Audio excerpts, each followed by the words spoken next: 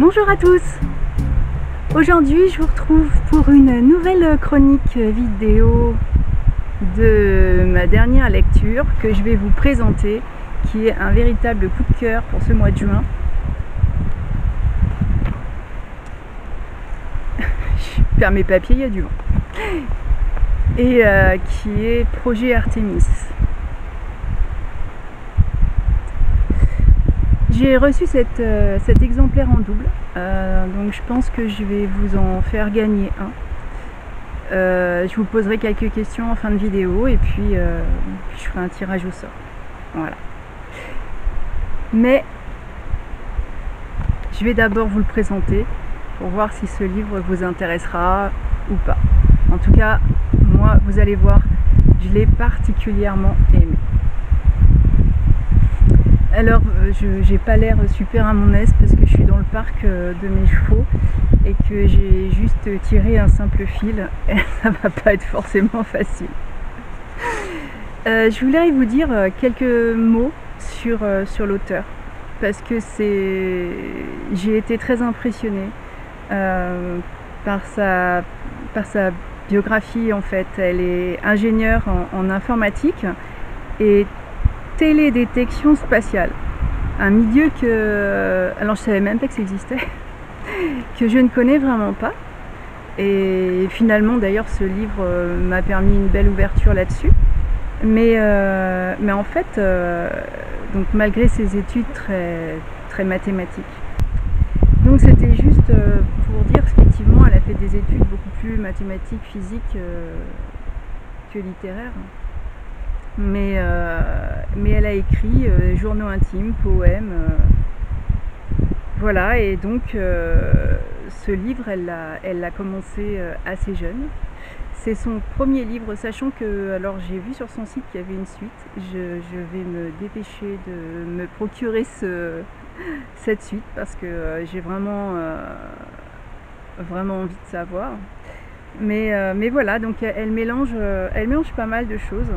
Elle mélange l'informatique, le spatial, le surnaturel dans ce qu'elle écrit. Et c'est vrai que même si ce livre est resté longtemps dans ses tiroirs, ben c'est pour moi une très belle découverte.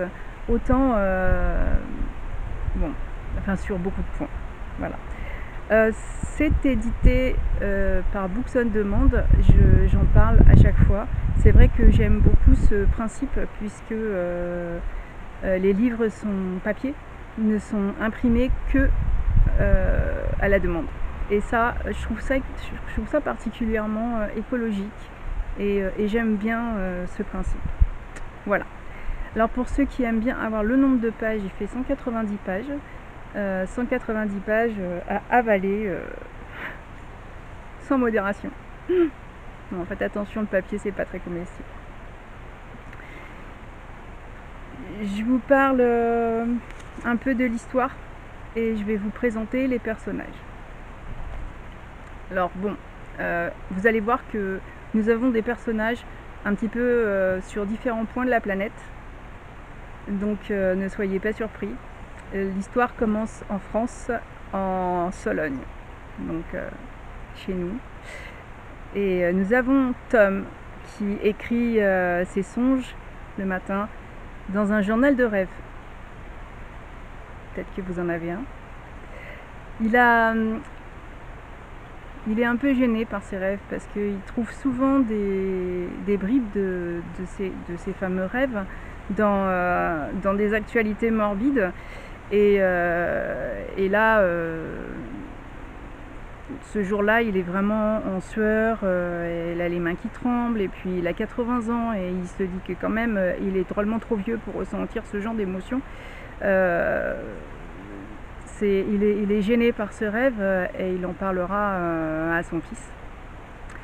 Nous avons aussi Maria, qui a 65 ans, et qui a été engagée pour veiller sur ce vieux monsieur. C'est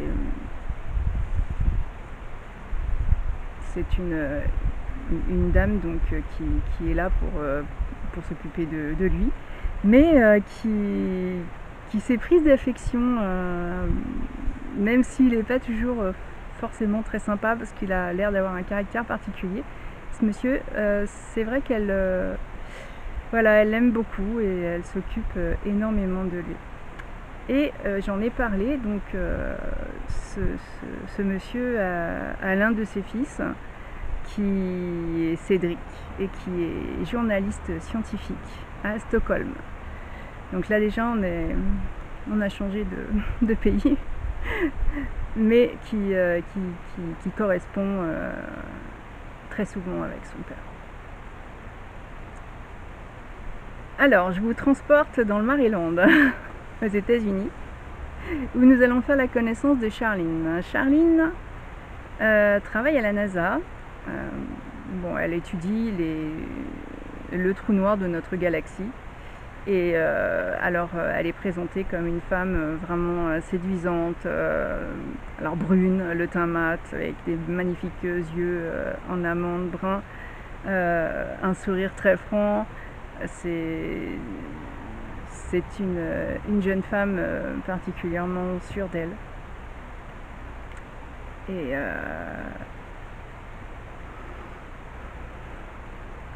Et on n'imagine pas trop qu'elle puisse être déstabilisée aussi facilement que ça. Nous allons ensuite au Chili. Allez, hop, encore en voyage, pour rencontrer Manuel et Julia, qui eux sont aussi dans un observatoire et remarquent sur leurs écrans la disparition de 2 points lumineux. Alors après quelques recherches, ils réalisent que ce sont des satellites en fait qui ne sont plus là. Iridium 44 et Cosmos 2253. Manuel est surpris de la disparition de ces satellites et il va donc téléphoner à son amie Charline pour lui poser quelques questions sur ce qui s'est passé. Alors Charline lui confirme la collision, effectivement, qui c'est l'objet d'une réunion de crise le matin même où elle est arrivée à son travail. Et c'était un satellite russe qui était inactif, voilà, et un satellite américain, mais ils ont été complètement détruits. Alors comme les débris vont tomber sur un secteur visiblement peu fréquenté, bon fin de l'histoire. Sauf que Manuel ne s'en tient pas à cette version officielle. Pour lui, les satellites ne rentrent pas comme ça en collision et il va commencer une petite enquête assez personnelle auprès d'un groupe de citoyens qui analysent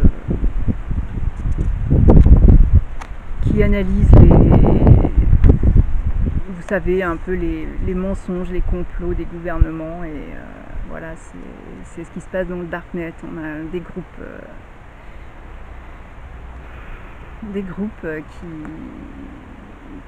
qui communiquent entre eux de manière plus sécurisée, pense-t-il, et qui essayent de trouver des complots, enfin tout au moins de les dénoncer. Donc il va demander des informations auprès de Torpig. Alors évidemment Torpig n'est pas son nom, Torpig c'est un pseudo, je le précise mais ça me semblait évident. C'est l'un des hackers les plus connus de ce réseau. Voilà, donc ça visiblement pas non plus n'importe qui. Ça va devenir une véritable quête, une quête de vérité qui questionne un à un tous les personnages, qui vont commencer à mener chacun de leur côté, puis ensemble en se donnant des renseignements, une enquête. Et ils vont découvrir que les services secrets ont quand même volontairement étouffé l'affaire. Alors pourquoi ? Ça c'est la question. Que se passe-t-il réellement? Pourquoi ne pas expliquer la raison de la collision de ces satellites? Eh bien, si vous voulez le savoir, voilà, je vous conseille la lecture de ce thriller. C'est un thriller scientifique qui est vraiment surprenant, très surprenant. Et là, j'ai vraiment rien dévoilé. Alors bien sûr, mon avis sur ce roman, vous l'avez deviné, puisque je vous l'ai dit, c'est un véritable coup de cœur pour moi. Je l'ai lu presque d'une traite, sans m'arrêter, tellement je me suis faite embarquer par l'histoire. J'ai adoré ce livre, vraiment j'ai adoré ce livre. L'intrigue démarre dès les premières pages de l'histoire, donc c'est facile de rentrer dans l'histoire. J'ai fait connaissance tout de suite avec les personnages, je les ai cernés, c'était vraiment agréable. On se demande qui fait quoi. C'est assez surprenant puisqu'ils sont géographiquement assez éloignés. Et puis c'est vrai que quand l'intrigue se met en place, les personnages m'ont tout de suite invité à les suivre dans leurs aventures. Voilà. Alors, il y a aussi le fait que Charline est très très attachante. Elle est franche, c'est vraiment quelqu'un qui sait ce qu'elle veut. Sa carrière professionnelle est vraiment très importante pour elle, et elle protège son job, mais peu à peu quand même les questions des autres personnages l'impliquent, et elle remet en question pas mal de choses, même au sujet de l'intégrité de sa hiérarchie. Et j'ai adoré la psychologie de ce personnage. Elle va ressentir petit à petit l'incertitude, en se demandant si son ami Manuel n'a pas des bonnes intuitions, par exemple. Puis elle va quand même arriver dans une certaine angoisse, hein, puisque elle travaille à la NASA, et du coup elle est là où se passent principalement les événements. Elle finit par être dans l'insécurité, en tout cas c'est vraiment ce qu'elle ressent. Et puis au final elle a quand même peur. Et ce que j'ai trouvé vraiment impressionnant, c'est qu'au fil de ma lecture, Charline me communiquait ses sentiments effrayants. Je les ai vécus avec elle, j'ai vécu tout ce dégradé, et au final j'étais vraiment en communion presque avec Charline, et c'est vrai que c'est une façon très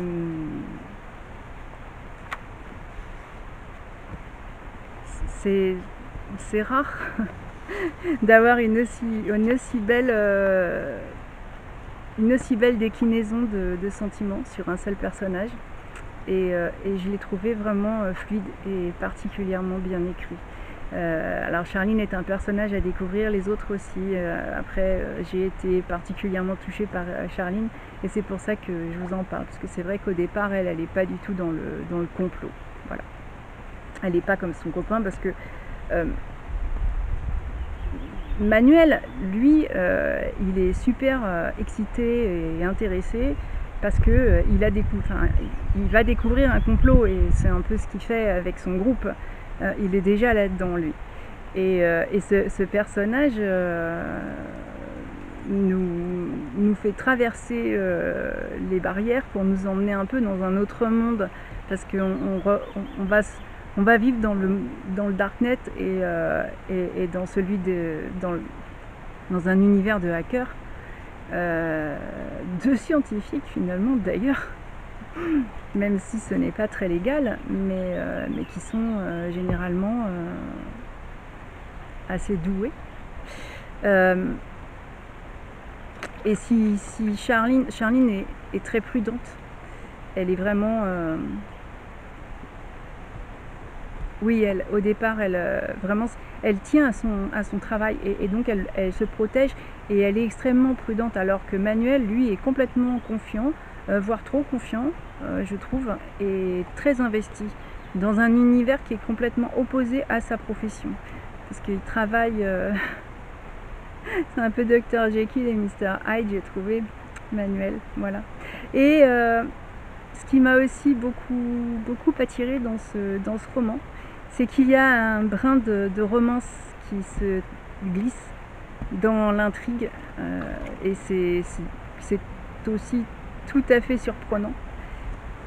Cette romance a tendance à alléger la pression qu'on ressent, la pression ressentie par Charline aussi. Et c'est vrai que la relation qui se crée, elle est émouvante. Voilà. Le personnage de Cédric se dit, ben voilà, on peut tomber amoureux d'une voix, puisqu'il est à Stockholm, elle est aux États-Unis, ils ne se sont pas vus. Et il tombe amoureux d'une voix. C'est romantique dans un contexte plutôt angoissant. Donc bien sûr, moi là je l'ai un peu dit avec le personnage de Charline, mais la tension va monter très progressivement et vous allez tourner les pages sans jamais pouvoir deviner ce qui se cache, pourquoi les satellites se sont percutés. Il y a des indices, mais finalement c'est vrai que la fin de l'histoire est surprenante et impossible à deviner. C'est quelque chose d'assez surprenant et on se demande même, l'histoire est tellement réaliste, alors on comprend pourquoi, puisque l'auteur c'est son milieu, donc elle le connaît bien et ça donne vraiment un côté vivant, vraiment. Voilà, le titre, qu'est-ce que le projet Artémis? C'est pareil. Je vous invite à lire ce roman pour savoir ce qu'est ce projet Artémis et ce qui se cache là-dessous. Voilà. Donc après vous avoir présenté les personnages, un peu l'histoire, j'espère que je vous ai donné quand même envie de lire ce roman.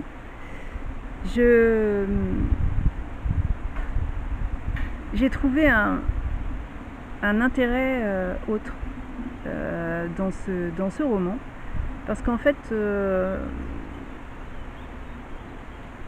une ingénieure qui écrit sur alors les satellites, moi j'y connais pas grand chose franchement, je sais, enfin bien sûr comme tout le monde je sais à peu près à quoi ça sert, mais après ça va pas beaucoup plus loin. Je suis sûrement une utilisatrice malgré moi, mais ça s'arrête là et pourtant c'était presque documentaire pour moi, parce que j'ai fait des recherches à côté. Ma curiosité elle a été éveillée, j'ai fait des recherches à côté. J'ai pas mal réfléchi à la question d'ailleurs. J'avais vécu tellement d'émotions avec Charline, c'était vraiment je me suis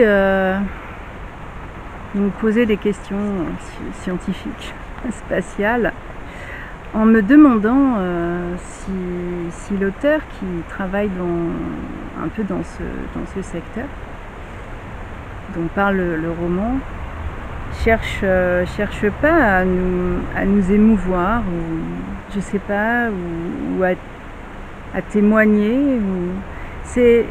La plume est très fluide, c'est facile à lire, c'est facile à comprendre, même si on est dans un univers qui est très probablement pour la plupart d'entre nous très loin de notre vie de tous les jours. Il n'y a pas de termes scientifiques employés, c'est vraiment c'est vraiment un roman, vous savez, un page-turner. C'est quelque chose qui se lit mais tellement bien et voilà, on avance dans l'histoire, mais la question elle est posée. Enfin, moi, je suis très certainement naïve, mais pour moi, des satellites ne pouvaient pas se percuter.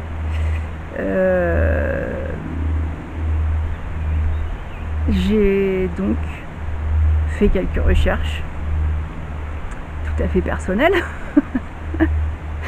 sur ce genre de possibilités. Alors j'ai été complètement effrayée, je dois le dire. Ouais, c'est le mot.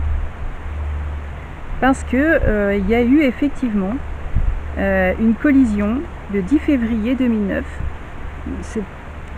Ça fait quand même un certain temps. Et ce sont donc les fameux satellites dont parle le roman de l'auteur. Alors, on peut supposer qu'elle s'en est inspirée. C'est vrai que il y a eu une collision qui impliquait un satellite russe et un satellite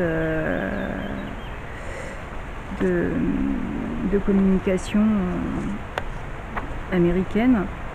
Et c'est vrai que moi, ça m'a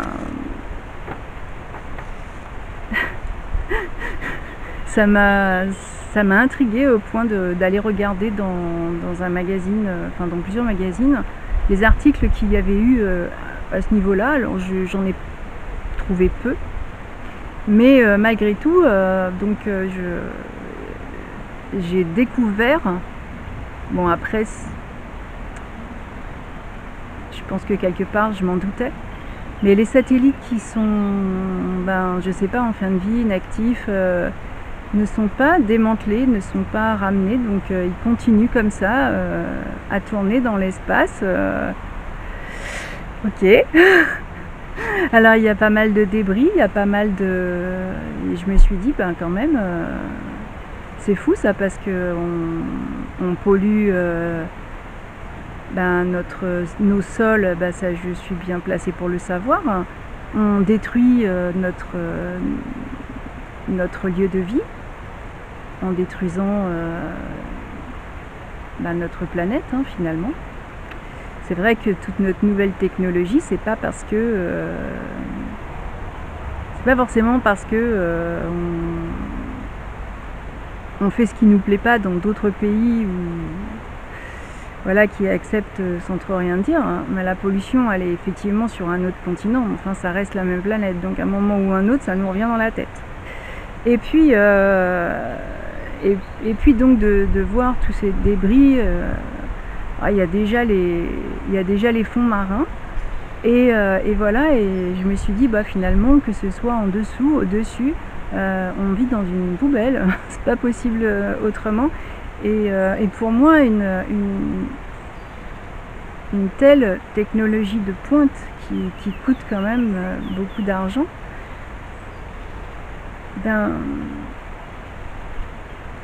je me dis que de temps en temps, il pourrait faire un effort. Et finalement, qu'est-ce qui se passe exactement s'il y a des collisions et avec des débris qui retombent sur des endroits qui sont peuplés?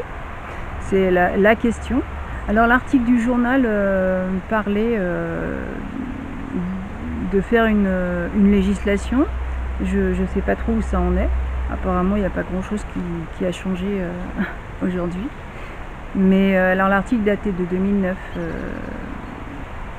donc au moment de la collision, mais relève quand même effectivement cette pollution qui est là au-dessus de nos têtes, avec des satellites et tout ce qui sert alors très certainement en partie à notre confort, Je pense que c'est vrai que moi j'ai internet uniquement chez moi. Bon, beaucoup de personnes ont des téléphones mobiles qui sont aussi connectés. Ça doit passer par les satellites aussi, tout ça, parce que sinon je vois pas comment ça fonctionnerait.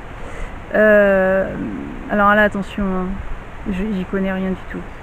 Mais bon, les satellites des communications militaires, donc effectivement des satellites qui peuvent voir un peu tout ce qui se passe un peu partout. C'était beaucoup de la science-fiction pour moi. Et donc, en lisant ce roman, on va dire que ça m'a mis un peu les pieds sur terre. Les pieds sur terre par rapport à un nouveau sujet qui est celui de la pollution de l'espace. Je sais pas ce que vous en pensez. Moi, je trouve que c'est quand même grave et qu'effectivement, il est peut-être temps de réfléchir et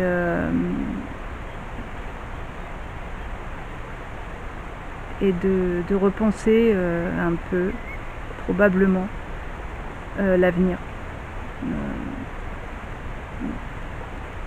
J'ai des enfants, je suis en âge d'avoir des petits, mes filles sont en âge d'avoir des enfants, donc je peux avoir des petits enfants et c'est vrai que c'est une question que je me pose. Quand je fais quelque chose, je me demande quel impact ça va avoir sur eux plus tard. Et c'est pour ça d'ailleurs que j'en suis venue à la psychologie, à l'éthologie, parce que j'aide ceux qui font la demande à se réparer grâce à la nature, grâce aux chevaux, grâce à l'écriture, à l'écriture manuscrite. Et finalement, c'est vrai que dans ce que je propose, il n'y a pas énormément de technologie, il n'y a pas... Je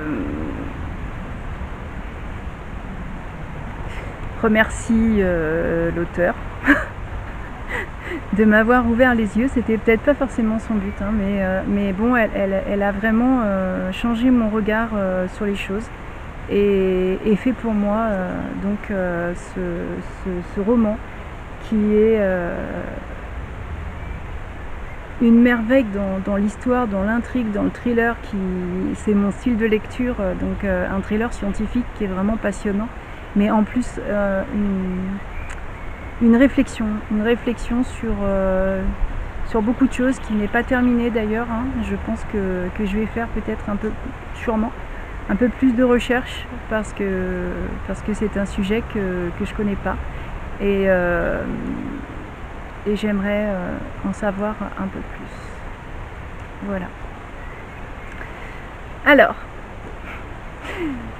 si vous avez aimé cette chronique un peu bizarre, un peu spéciale, peut-être j'espère d'abord que vous avez envie de lire Projet Artemis. Alors je vais vous poser quelques questions et vous répondrez si vous le souhaitez en commentaire. Déjà, quel est votre livre préféré? C'est-à-dire celui... vous pouvez choisir, ça peut être celui de 2021 ou celui de toute votre vie, hein. Mais quel est le livre que vous avez préféré? Ou dans votre pile? Mais dites-moi si c'est en juin, depuis le début de l'année. Voilà, quel est le livre que vous avez préféré? Et pourquoi? Quel est son thème? Quel est le sujet? Je voudrais aussi savoir quelle sorte de livre vous aimez lire. Voilà. Est-ce que vous préférez les thrillers? Est-ce que vous préférez les romances, les polars, les cozy mystery,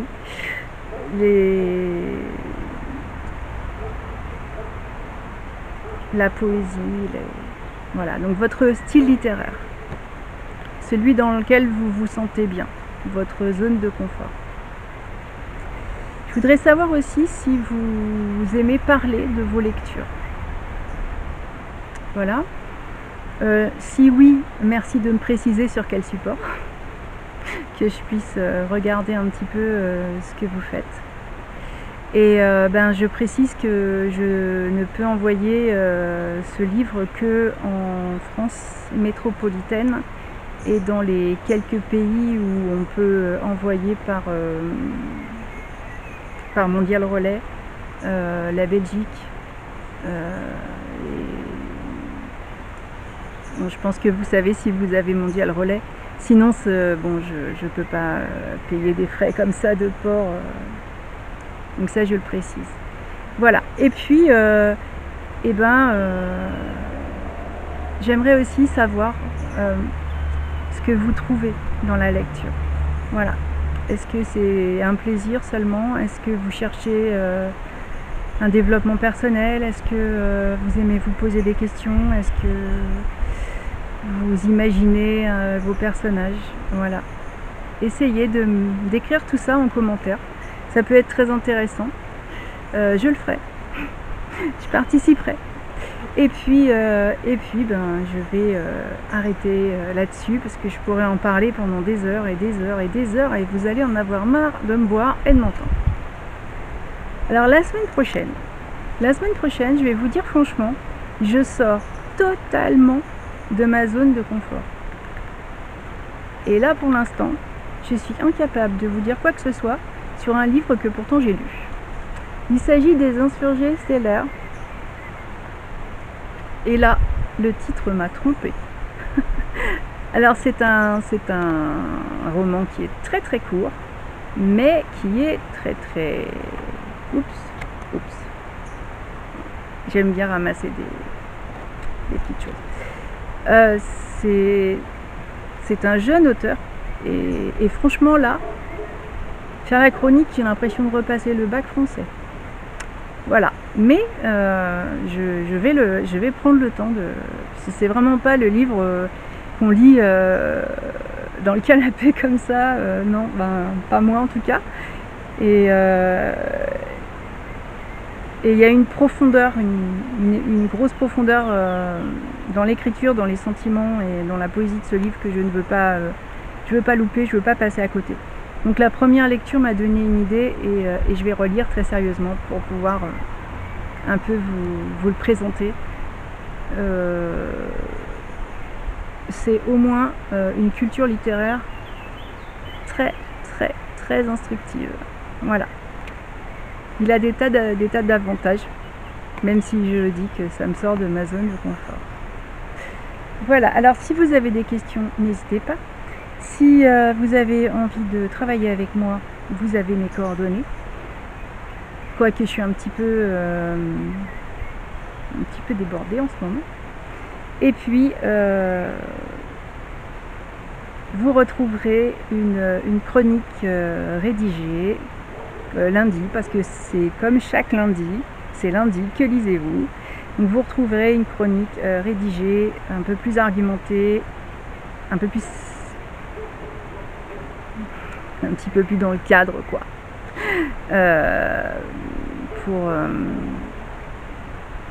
Et puis illustré, bien sûr, et avec des extraits de ce livre. Donc j'attends vos réponses et en attendant, je vous dis à la semaine prochaine. Allez, ciao!